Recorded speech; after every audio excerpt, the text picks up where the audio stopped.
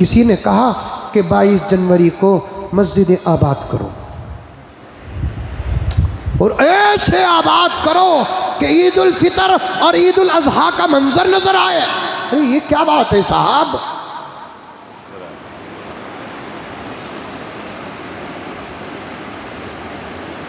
और इस्लाम तो हमेशा से ये कहता है कि हर दिन आप मस्जिदों को ऐसे आबाद करो कि हर दिन ईद उल फितर ईद उल अजहा नजर आए। लेकिन 20 पर 2 तारीख की खुसूसियत कुछ नहीं है।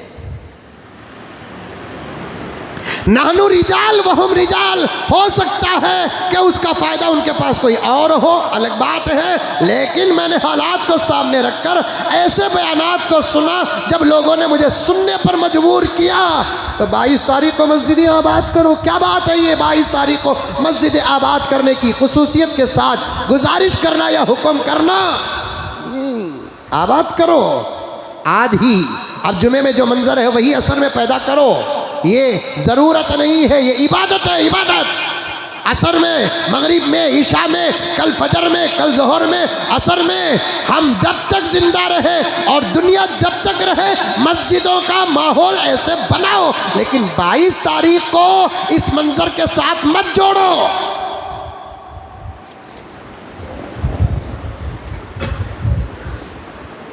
मेरे कुछ पॉइंट्स सुनो मेरे प्यारों, बहुत कम वक्त में बता दूं। अगर 22 तारीख को आप ख़ास तौर पर इस तरीके से मस्जिदों को आबाद करेंगे तो फिर वो लोग जो 22 तारीख को इनाग्रेशन करने वाले हैं हर 22 को खुशी का दिन मनाएंगे, तो क्या हर 22 को हम मस्जिद आबाद करेंगे? फिर चलते चलते उम्मत में एक बिदअत की इब्तिदा हो जाएगी। 22 तारीख कोई ख़ास दिन है जिससे मुसलमान मस्जिदों को आबाद करते हैं, तो फिर वो एक नई रिवाज शुरू हो जाएगी। छोटी छोटी बातों में बिदअत के फतवे देने वाले इतना नाजुक मसला नहीं समझ सके। इतना डर रहे हैं हम। 22 तारीख क्या आ रहा है, सब आपस में पूछ रहे हैं क्या होगा, क्या होगा, क्या होगा। अस्पताल में बच्चा होगा,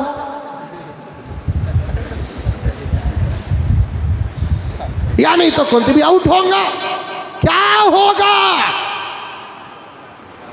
22 जनवरी से हमारा क्या ताल्लुक, क्यों तबसरे, क्यों डिस्कस, क्यों बहस। नॉर्मल 21, 20, 19, 18 जैसे गुजार रहे हैं वैसे गुजारो।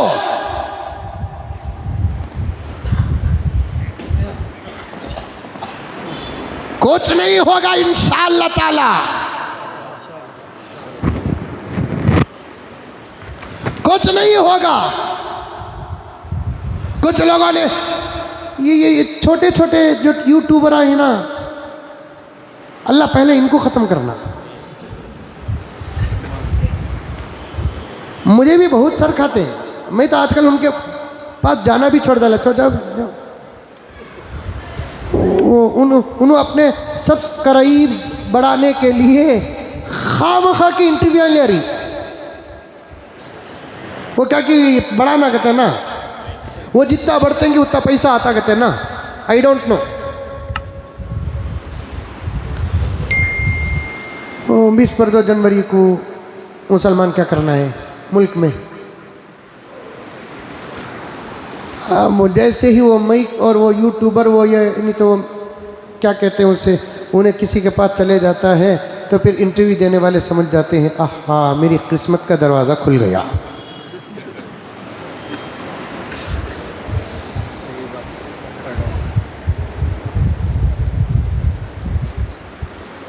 बाजों ने मेरे पास आई क्लिपें, मुझे फ़ोन भी आए। मैं कोई बड़ा आदमी नहीं, लेकिन एक बात है कि मैं बात करने से पहले बहुत सोचता हूँ और हालात को सामने रखकर उम्मत का फ़ायदा जिसमें है उस पर मैं बात करता हूँ। मैं इस पर कसम नहीं अल्लाह को गवाह बनाता हूँ। कसम झूठी कहने से आदमी गुनहगार होता है, झूठी बात पर खुदा को गवाह बनाने से आदमी ईमान से बाहर हो जाता है। इतनी बड़ी जमानत दे रहा हूं मैं आपको। मैं किसी बड़े की कोई बेअदबी नहीं करता। मैंने कुछ क्लिप देखे, किसी ने कहा कि 22 जनवरी को मस्जिद आबाद करो और ऐसे आबाद करो कि ईद उल फितर और ईद उल अजहा का मंजर नजर आए। अरे ये क्या बात है साहब।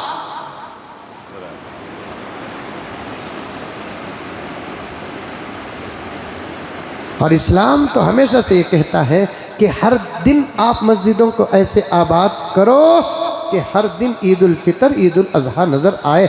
लेकिन 20 पर 2 तारीख की खुसूसियत कुछ नहीं है। नानू रिजाल वहम रिजाल, हो सकता है कि उसका फायदा उनके पास कोई और हो, अलग बात है। लेकिन मैंने हालात को सामने रखकर ऐसे बयानात को सुना जब लोगों ने मुझे सुनने पर मजबूर किया। तो 22 तारीख को मस्जिद आबाद करो, क्या बात है ये 22 तारीख को मस्जिद आबाद करने की खुसूसियत के साथ गुजारिश करना या हुक्म करना। आबाद करो आज ही। अब जुमे में जो मंजर है वही असर में पैदा करो। ये ज़रूरत नहीं है, ये इबादत है, इबादत। असर में, मगरिब में, ईशा में, कल फजर में, कल ज़ोहर में, असर में, हम जब तक जिंदा रहे और दुनिया जब तक रहे मस्जिदों का माहौल ऐसे बनाओ। लेकिन 22 तारीख को इस मंजर के साथ मत जोड़ो।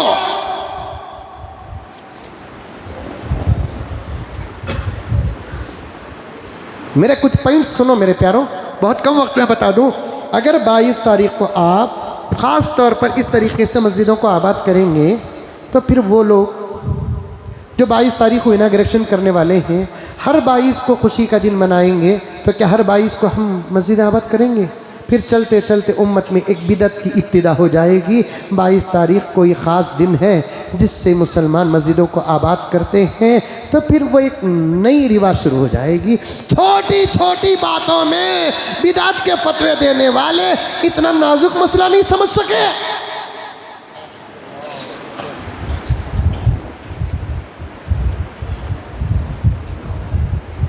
इबादत के मवाक़े में मस्जिदों में जमा होना, उस पर फतवे लगे तो फिर 22 तारीख को मस्जिदों को ख़ास तौर पर। और एक दुश्मन ने यह भी कहा कि 22 तारीख को मस्जिदें आबाद करो। दुश्मन हमारे आदमी नहीं है, एक दुश्मन उनका आदमी बना। मैं ये वीडियो क्लिप जो सुना उनको नहीं बोल रहा हूँ। एक दुश्मन ने कहा नहीं कि 22 तारीख को मुसलमान मस्जिदों में मदरसों में 11 मरतबा जय श्री राम कहो। बोला कि नहीं बोला? तो फिर उसका एक नमूना हमें पेश करे जैसा हो जाएगा ना। बात सही है कि गलत है? अरे बोलो भाई, गलत है तो बोलो, माफ़ी मांग लेता हूँ, तौबा कर लेता हूँ। मैं कोई बात ऐसी कहूँ जो गलत हो, मुझे उसका इल्म नहीं, कोई अगर मुझे बताता है तो मैं उसे रुजू कर लेता हूँ। कोई भी डुबती टोपी गिरती नहीं, डुबता गिरता नहीं। रुजू अच्छी चीज़ है।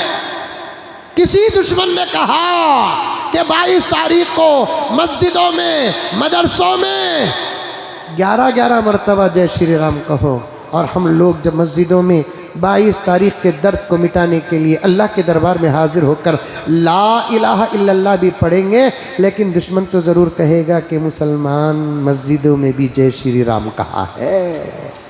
दुश्मन को कभी मौका नहीं देना।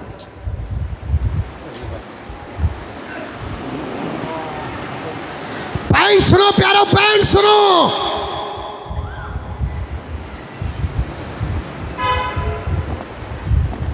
इबादतों में आका ने फरमाया कि दुश्मनों की मुखालफत करो। इबादत में, मोहब्बत में नहीं, खिदमत में नहीं, सेवा में नहीं, हमदर्दी में नहीं, खाने में नहीं, खिलाने में नहीं।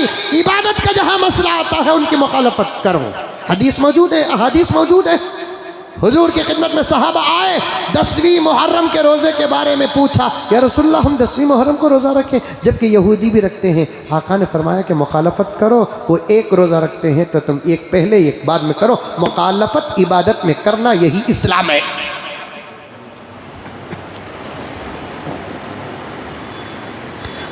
युखालिफुल यहूदा वल मुशरिकीन, मूंछ और दाढ़ी के बारे में आका ने फरमाया मुशरिकीन और यहूद मूंछ बढ़ाते हैं, हम क्या करें या रसूल अल्लाह? आका ने फरमाया कि तुम मूंछ कटाओ, दाढ़ी बढ़ाओ। अब ही अंकल हर घर में दिया जलाओ, हर घर में दियो, वो बातें करने के से पीएम बने सो कोरोना आया तो तालियां मारो कहे, पिलटा मारो कहे। अरे भाई, इंसानियत का रिश्ता, मुल्क की धरती को सामने रखकर मैं पीएम से पूछना चाहता हूं, तुम्हारी मंदिर है, तुम्हारी मंदिर की खुशी मनाओ, उसमें हर घर में दिया जलाने का तुम हुकूमत करने बैठे हैं या मंदिर चलाने बैठे हैं?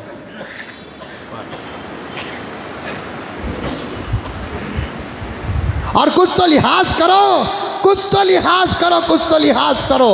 वैसे तो रोजाना हमारे मुल्क में मस्जिदें बन रही हैं, रोजाना हमारे मुल्क में मंदिरें बन रही हैं, हमारे मुल्क में चर्च बन रहे हैं, हमारे मुल्क में गुरुद्वार बन रहे हैं, मजीद दूसरे मज़ाहिब के इबादत खाने बन रहे हैं, मस्जिदों की इफ्तिताह हो रही है। और आज तक किसी किस्म का किसी मंदिर की इफ्तिताह में, किसी मस्जिद की इफ्तिताह में किसी का दिल नहीं टूटा।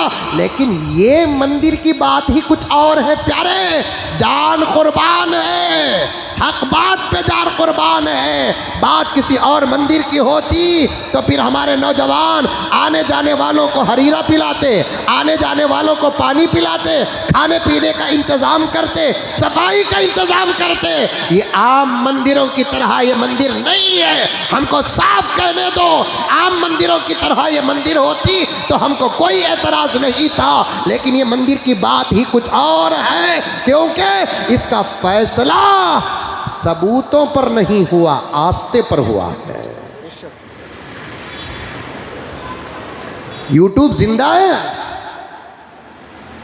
तारीख खरीब की है।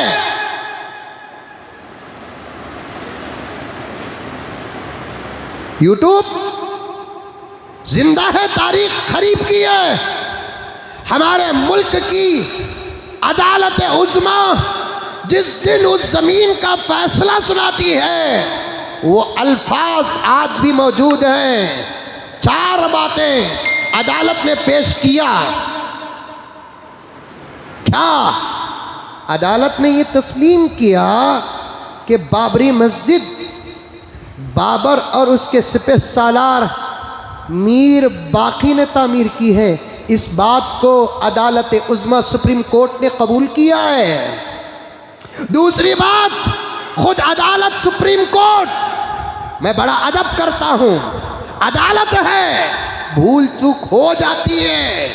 अदालत ने इस बात को तस्लीम किया कि बाबरी मस्जिद किसी मंदिर को तोड़कर नहीं बनाई गई, ये मैं नहीं, अदालत ने तस्लीम किया है। रोड करते होंगे, रिकॉर्ड करते होंगे, अदालत ने यह भी तस्लीम किया 1949 में मस्जिद में राम परकिट और नमूदार नहीं हुए। ज़बरदस्ती 1949 को मस्जिद के अंदर मूर्तियां रखी गई जो जमहूरी उसूलों के खिलाफ था, और अदालत ने ये भी तस्लीम किया कि 1992 में मस्जिद को तोड़ना और गिराना ये गैर कानूनी अमल था। इन 4 बातों को अदालत तस्लीम किया। मजीद मैं तो सिर्फ 4 नोट किया, और ये बात भी है कि उस जमीन के कागजात में जितने कागजात थे वो हमारे थे, और एक कागज़ के नाम पर छोटा टुकड़ा भी फरीक मुखालिफ के पास नहीं था। फिर भी अदालत ने ये फैसला 2 चीज़ों को सामने रखकर किया, एक मुल्क की अक्सरियत और दूसरा आस्था को सामने रखकर किया। हमारे बड़ों ने जब कोर्ट में हमारा फैसला गया, तब हमारे बड़ों ने कोर्ट के एहतराम में कहा कि इस अदालत से जो फैसला आएगा वो हमको मंजूर है, और हमने उस फैसले को मंजूर करके सब्र का सबूत भी दिया है। चलो गई तो गई। अदालत जब फैसला सुना देती है तो फिर उस पर बहस की गुंजाइश हमारे मुल्क की जमहूरियत, हमारे मुल्क की इज्जत, हमारे मुल्क के वक़ार को मजरूह करता है। हमारे बड़े जो वादा किए उस वादे पर कायम रहे और खामोशी से कौम को तसल्ली दी, कौम को सब्र दिया, कौम को दिलासा दिया। और हमारे इस मुल्क के 35 करोड़ मुसलमान अदालत के कानून को और अदालत के फैसले को सुनकर सब्र का दामन थाम कर रखा। अब इसके बाद जो करना था और जो करना है वो तुम कर लो। जो तुम कर रहे हो उसमें शरीक होने की गुजारिश करना ये हमारे टूटे हुए दिलों के साथ और मजाक करने के बराबर है। ये तो ऐसा हो गया जबरदस्ती बीवी को तलाक दिलाए, छोड़ रहे, बोल रहे, तलाक बोल रहे, नहीं तो मार डाल तूने बोलकर जबरदस्ती शौहर को तलाक दिलवाए। फिर उसी लड़की का किसी दूसरे से निकाह कर को वो शौहर को वलीमे की दावत दिए सका होगा। ये बात है।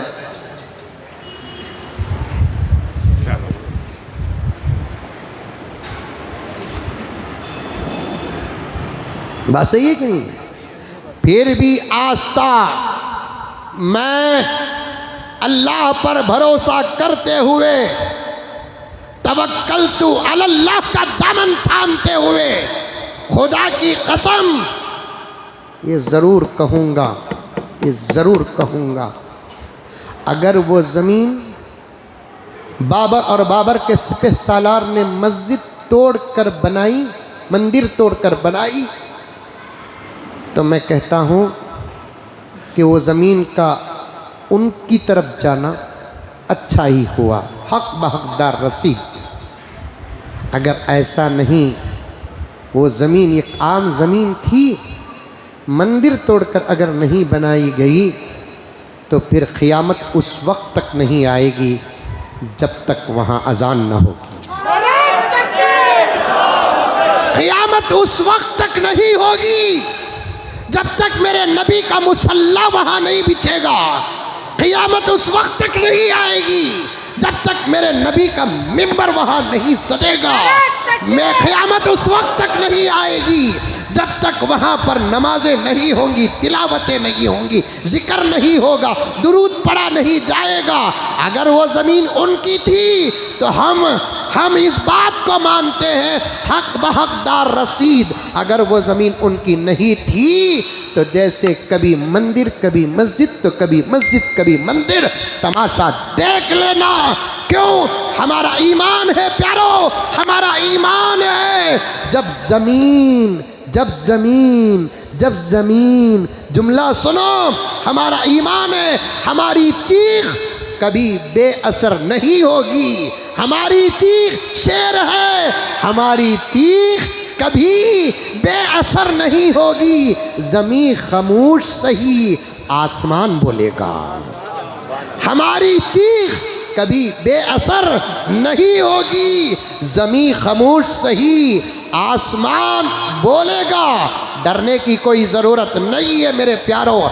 22-21 की तरह गुजारो, 22-20 की तरह गुजारो। ऐसे टेंशन के हालात में नबी ने हिफाजत का सबक तो दिया, इबादत का सबक नहीं दिया। पॉइंट नोट करो। ऐसे टेंशन के वक्त में नबी ने हिफाजत का सबक दिया। मस्जिदें उस दिन ख़ास तौर पर आबाद करने की कोई ज़रूरत नहीं है। आम तौर पर खाते पीते रहो, चलते फिरते रहो, खरीदते बेचते रहो। कोई छेड़ता है तो सब्र कर लो। बस घर से निकलते वक्त दुआएं पढ़कर निकलो।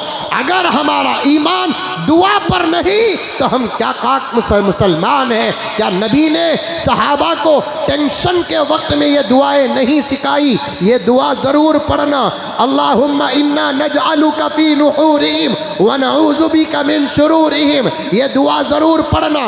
अल्लाहुम्मा अंसुरिल इस्लाम वल मुस्लिमीन। ये आयत कुरान पाक की सूरह यासीन की ज़रूर पढ़ना। यासीन की करामत नुज़ूल के वक़्त भी थी, यासीन की करामत सहाबा के ज़माने में भी थी, यासीन की करामत अब भी बाकी है।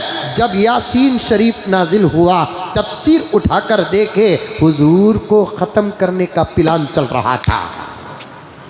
हजूर को अल-इयाज़ बिल्लाह मारने का प्लान चल रहा था, मशवरा फैसले में बदल गया, न रहे बांस न बजे बांसुरी। आज रात मोहम्मद को ख़त्म कर देना। खबर नबी तक पहुंच गई। अल्लाह ने मेरे नबी से फरमाया, आराम से आराम करो, मोहम्मद मारने वालों से बड़ा बचाने वाला होता है, मारने वालों से बड़ा बचाने वाला होता है। इसीलिए हमारे उलमा लिखते हैं, शहादत अच्छी मौत, पैगंबर को ये शहादत ये मौत मैदान में नहीं आई, इसलिए कि अगर पैगंबर मैदान जंग में शहीद होते तो फिर ये इशारा मिलता, ऐ काश के कोई ना मारता तो पैगंबर और ज़िंदा होता। पैगंबर अधूरी ज़िंदगी दुनिया में गुजार कर नहीं गए, मुकम्मल ज़िंदगी गुजार कर गए। अल्लाह ने फरमाया, ऐ मोहम्मद सल्लल्लाहु अलैहि वसल्लम, आराम से आराम करो, जब हमारा हुक्म आएगा तुम घर से बाहर निकलना। अली को बुला लो। आगे रात गुजरी, हुक्म खुदाबंदी आया, मोहम्मद सल्लल्लाहु अलैहि वसल्लम अब निकलो। आका महसूस करते हैं कि नंगी तलवारें लेकर तैयार दुश्मन खड़े हैं। आका ने अल्लाह के दरबार में अर्ज़ किया, इलाहुल आलमीन, दुश्मन तैयार है, क्या करूं? अल्लाह ने फरमाया, पढ़ लो आयत, बिस्मिल्लाहिर रहमानिर रहीम, वजअलना मिन बैनि ऐदीहिम सद्दन व मिन खल्फिहिम सद्दा फ़अग़शयनाहुम फ़हुम ला युबसिरून। पढ़ो पैगंबर, मिट्टी पे दम करके उड़ा दो। ये आयत दुश्मनों को अंधा बना देती है। ये आयत दुश्मनों को अंधा बना देती है। मैं कहूँगा आपसे कि उस दिन पढ़ो, आज भी पढ़ो, कल भी पढ़ो, सफ़र शुरू करे तो पढ़ो, बसों में बैठे तो पढ़ो, ट्रेनों में बैठे तो पढ़ो, फ्लाइटों में बैठे तो पढ़ो। डरने की ज़रूरत नहीं है, डर हमारी डिक्शनरी में है नहीं। डरना है तो उससे डरो जिसके कब्ज़े में कायनात की ताकत है, जो चाहे वो करता है, उसके अलावा किसी से मत डरो। हम मोहम्मद के ग़ुलाम हैं, जिए तो गाजी बनकर जीते हैं, मरते हैं तो शहादत नसीब होती है। डरने की कोई ज़रूरत नहीं। वो कर रहे हैं खुशी, उनकी खुशियाँ उनको मुबारक है। हम हरगिज़ उस दिन जय श्री राम नहीं कहेंगे, हरगिज़ नहीं कहेंगे। फिक्र हो रही है, हमारे ख़ास लोग उस दिन दुश्मनों को खुश करने के लिए बट भी लगाते हैं, सब कुछ कर रहे हैं। आजकल तो ये काम मामूल हो गया। आका ने फरमाया, मोहम्मद सल्लल्लाहु अलैहि वसल्लम, अपने बिस्तर पर अली को सुलाओ, तुम बाहर निकलो, मदीना आ जाओ, हालात बदलने वाले हैं। अल्लाह के नबी ने मिट्टी में दम किया, आयत कुरान को उड़ा दिया। पैगंबर इत्मीनान से चल कर अपने घर से अबू बकर के घर गए, फिर वहाँ से ऊँटों में बैठकर गारे सोर गए, फिर वहाँ से मदीने का सफ़र किया। अब ये लोग सोच रहे थे, मोहम्मद सुबह सुबह उठ जाता है, 4 बजे उठ जाता है, 5 बजे उठ जाता है, आज उठता ही नहीं है। देखो मोहम्मद डर गया, नऊज़ुबिल्लाह, मोहम्मद डर गया। अब तो दरवाज़ा तोड़ने का वक्त आया है। जब सूरज तुलू हो गया, मोहम्मद घर से बाहर ना निकला, तो आपस में गुफ्तगू हो रही है अहमकों की। अब हज़रत अली वक्त पर उठे, बाहर निकले इत्मीनान से। अली को देखते ही सब ठंडे पड़ गए, क्योंकि अली के जो बाप थे वो अबू तालिब सरदारान मक्का में से थे। मार तो नहीं सकते, फैसला हुआ किसे मारने का, अलियाज़ बिल्लाह, मोहम्मद को मारने का। नज़र आ रहा है कौन? अली। लोगों को, अपने दुश्मनों को आंखों पे भरोसा नहीं है, आंख घस कर देख रहे अली की। अली, हजरत अली ने पूछा, ऐसा क्या देख रहे हो, कभी देखे नहीं आपने? अरे देखा है। मोहम्मद तो गए। कहाँ मोहम्मद? वो तो गए, मेरे से घंटा पहले गए। तुम कब आए? रात को आया। मोहम्मद वो तो गए न, उन्हों गए यहाँ से गए, यहाँ से गए, अभी नहीं तो क्या तुम्हारे घर से जाते हैं? यहाँ से गए, हमारे नबी हमारे रसूल यहाँ से गए, नजर नहीं आया, जाओ रे। जब गुलाम आया तो दिखा नहीं, आका गया तो दिखता क्या? गुलाम आया दिखा नहीं, आका आया क्या दिखेगा? काम करो, बचाने वाला कोई किसी को नहीं, अल्लाह बचाने वाला है। दुआएं पढ़ो। और उन लोगों से मैं गुजारिश करता हूँ, 1 मिनट में बात कर दूँ, ख़त्म कर दूँ। उन लोगों से गुजारिश करना चाहता हूँ जो लोग सियासी लोगों के साथ उठने बैठने पर अपनी सादत समझते हैं ना, वो हुकूमत को कहे कि उस दिन ऐसी सिक्योरिटी कहे, जो नारे तकबीर मारता है उसे भी गिरफ्तार करे बाहर, जो जय श्री राम कहता है उसे भी गिरफ्तार करे। क्योंकि किसी इंसान को किसी मज़हब के भावनाओं से खेलने की इजाज़त हमारे मुल्क की जमहूरियत नहीं देती। नॉर्मल ज़िंदगी, दुआएं पढ़ो। समझ में आई बातें? वो दुआएं जिससे अल्लाह ताला दुश्मन से बचाते हैं। दुआए अनस पढ़ो, दुआए अनस पढ़ो। रिकॉर्ड है नहीं आपके पास? आज फिर हमारे अब्दुल वाहिद साहब को दो। अब्दुल वाहिद साहब आप डालो सुबह सुबह रोज़ाना वो दुआ। मैं अच्छे तरीके से पढ़ाने के अंदाज से रिकॉर्ड करके दिया हूँ, आप उसे सुबह में रिकॉर्ड कर लियो, डाउनलोड कर लियो, फिर सुबह को 1 मरतबा पढ़ लियो, फूक लियो, फूक लियो नहीं, फूक लियो, फूक ले को बाहर निकलो। अल्लाह बहुत बड़े हैं, खौफ को अल्लाह ताला बदल देंगे। आयत का और तर्जुमा बाकी है, वो हज़रत का वाक़या बाकी है, ईमान की गीरत बाकी है। क्या करूं, वक्त का मसला है। मज़ीद और वक्त लेने की इजाज़त ज़िम्मेदार तो दे देंगे, लेकिन मुझे इस बात का हिजाब होता है 1.5 घंटा वाक़ियतन कोई मामूली वक्त नहीं होता। अमल करेंगे, दुआएं पढ़ेंगे, अल्लाह से डरो, अल्लाह से मदद मांगो। उसके अलावा डरने की कोई ज़रूरत नहीं है। नॉर्मल ज़िंदगी, फजर पढ़ो, घर को जाओ, पाया रोटी खाओ। समझ में आई बात है? दोपहर को ज़बरदस्त तवे की फाल खाओ।